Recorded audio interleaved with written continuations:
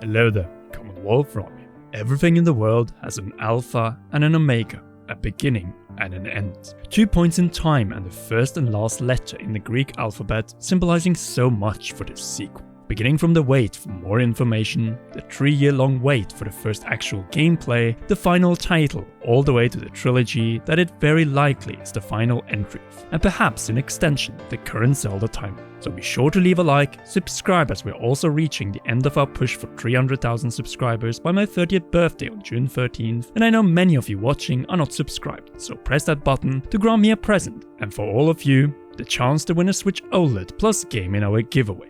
Nearly 3 years of waiting as of the upload of this video is about to end, hopefully.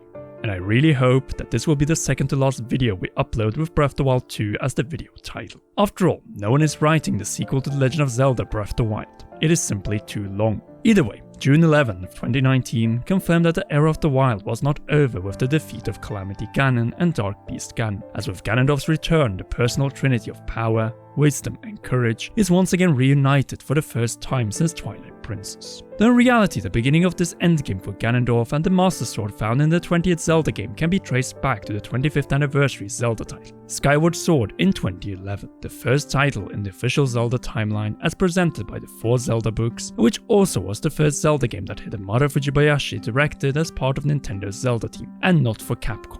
The task given to him by series producer Eiji Aonuma upon the completion of DS Phantom Hourglass was to grant Zelda an origin story, a big test for any newcomer director at Nintendo. The reasoning behind his decision of stepping down as director himself was that Fujibayashi had in Capcom both written the story of and directed 3 prior Zelda games, Oracle of Ages, Oracle of Seasons, and the earliest point in the Zelda timeline up to that point, the Minish Cap. Naturally, in Skyward Sword the hat got a new explanation. And this is the thing. Producer Eiji Aonuma knew that Hidemaro Fujibayashi was the right man for the job of granting Zelda a grand beginning. Why?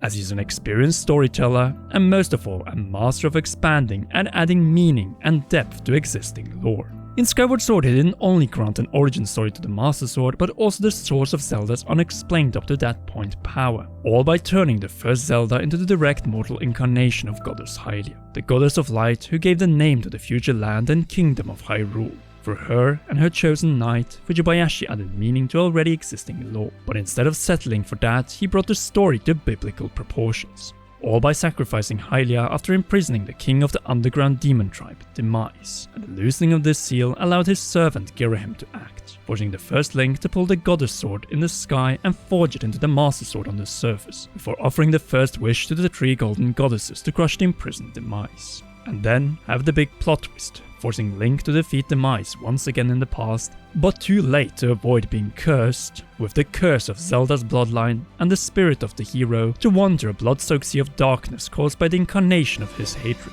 Ganondorf Ganon. And now you see what all has been building up to, the creation legend of the 3 golden goddesses with them leaving behind the Triforce in Goddess Hylia's care, and the source of the eternal battle of good versus evil, marking the beginning or alpha of the Legend of Zelda Timeline. But what was Breath of the Wild in all of this? The prelude to its end, or the beginning of the Omega? The weakening of the Master Sword as the kingdom of Hyrule was destroyed with its king, possibly for good, as only Princess Zelda remains 100 years later, in a land that has not seen a new king or queen in a century. A simpler people living in a dark age, and who were forced to move on and create a more equal society, as seen in the Hateno village. One focused on survival despite the threat from Hyrule Castle, where a resurrected Link destroy what after pulling the Master Sword again? The puppet, which leads us towards the great revelation in the sequel, namely that the creator of said entity and the embodiment of Demise's reincarnated hatred and malice is still alive and about to be resurrected, Ganondorf. Nothing is a coincidence in this trilogy, which is naturally connected through the other Zelda games in order to tie the long-planned beginning and end together. This is the moment that the Zelda team has spent the last 15 years in the making when we reach the spring 2023 release. From the founding of the dynasty to the story of its last member and her hero. The rise of malice and Ganondorf's resurrection forces a return back to the heavens for the hero, to where it all began for the first hero in Skyward Sword. Well, that and the damage caused to the Master Sword, which the first Link of the Sky forged. New powers obtained from the right hand of the spirit that held down Ganondorf for tens of thousands of years and Zelda's literal fall. This is the beginning of Zelda's endgame, another defeat after the one 100 years ago with Zelda's fall and Ganondorf's escape, but also hope with a new hand that will allow us to travel through the 3 layers, underground, surface, and most of all sky, all to bring a much stronger Link back, not as a champion, but as the true hero in green, who will confront the one who dealt with him so easily underground. No doubt E3 2021 made the Skyward Sword connection of beginning and end so abundantly clear. Rise of the demon tribe and its king from the darkness of the underground, bringing chaos to the surface, but with hope for challenging said evil found up in the sky. Following the reveal of the destroyed Master Sword in March 2022, it is clear that Fujibayashi has provided a role reversal from Skyward Sword. As in that game, we forged the Goddess Sword into the Master Sword, and then had it turned into the true Master Sword all on the surface. But in this game, we're more likely reforging the Blade of Evil's Bane and likely enhancing it even further beyond, where the first Link pulled the Sword of the Goddess, the Sky. But that's not all. As @AncientSearcher recently spotted and posted on Twitter, in the E3 2021 teaser, Ganondorf also appeared to be wearing an ancient garb with a strange item on his waist. Specifically an inverted version of the Greek letter Omega, the 24th and final letter of the Greek alphabet. He, much like Zelda before him, and Link after him, is wearing worn ancient clothing. All of this corresponds to the nature of the Miser's curse cast in the beginning of the timeline. The blood of the mortal reincarnated goddess brings the hatred of the demon back, and this one is countered by the return of the spirit of the hero. Power conquering and corrupting wisdom, which is again countered by courage, which conquers the force of power. The Greek letter Omega essentially means the ultimate limit of a set, the conclusion of a large-scale event. So could this letter be used in order to describe Ganondorf's position in a sequel? That he wore this at the closing of a large-scale event? A war? Or maybe a sealing ritual? Or maybe both? It is obvious that Ganondorf's appearance in the sequel is strange, as all this time we have seen him wearing regal armor in past games. And if Ganondorf symbolizes the conclusion of an event, what defines its beginning? The Miser's battle with the goddess and cursing of her reincarnated mortal blood as his last words. Throughout the Zelda timeline from Skyward Sword, the blood of the goddess has kept this cycle alive with no end in sight. True, sealing Ganondorf deep underground was a far more permanent solution than in the past, but as time has shown, not eternal, as the spirit holding him had almost dissolved when Zelda and Link were introduced to Ganondorf. Bring the Triforce back together. Director Fujibayashi is clearly preparing a climax, the greatest one in the Zelda series so far, the Omega to top the Alpha he delivered in Skyward Sword, one that could end with challenging the curse itself, marking for the Omega point of the first Zelda timeline. The end of the first book of Zelda, setting the stage for a new book of Zelda with blank pages that future games in the coming decades will fill out. And we shouldn't fear the Omega, as in truth, it is just a new beginning or alpha for a franchise that went from being non-linear to being so linear that it returned to being as non-linear as possible again. All thanks to the introduction of the open world, scratch that, open air revolution, which makes far more sense now with the expansion to the sky.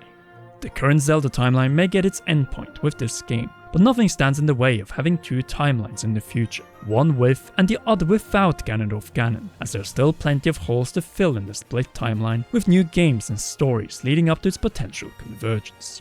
In truth, the Zelda team's ultimate goal is for the Zelda series to outlast themselves and become as close as possible to an eternal franchise, one of perhaps a century of games to come with numerous beginnings and endings. No doubt, we should all embrace this philosophy as we will all benefit from it in the future. With that said, after the 20th game, we will hopefully get more games in between the 6-year gaps caused by the open air. And personally, I hope for another top-down Zelda game before the next open air game in say 2026. After all, the 21st Zelda game is not as special as the 20th seems to be.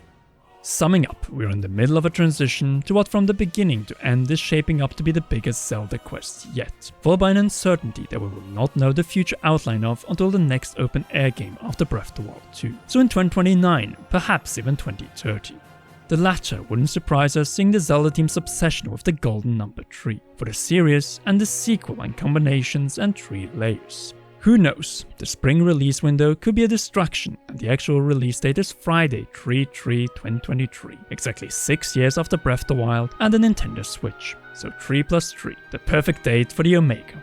And 3 is also my own golden number, as on Monday, June 13th, I'm turning 30 years old. And as you can see, we're so close to 300,000 subscribers, so let's push to get it near that date. We know that a lot of you are still not subscribed, so do it, as we will try to get there with streams and more videos that we together can unlock the long promised Switch OLED plus game giveaway. By the way, the next direct should be the end for the sequel to Legend of Zelda Breath of the Wild and the beginning of its actual title. So leave a like on this video to bring it into reality and subscribe, as I've already said, with notification bell on. As always, a big thanks goes to all of you watching and to our patreon.com/Cameron patrons, and in particular role producer Charles Shash. You rock, and please enjoy one or both of these two awesome videos.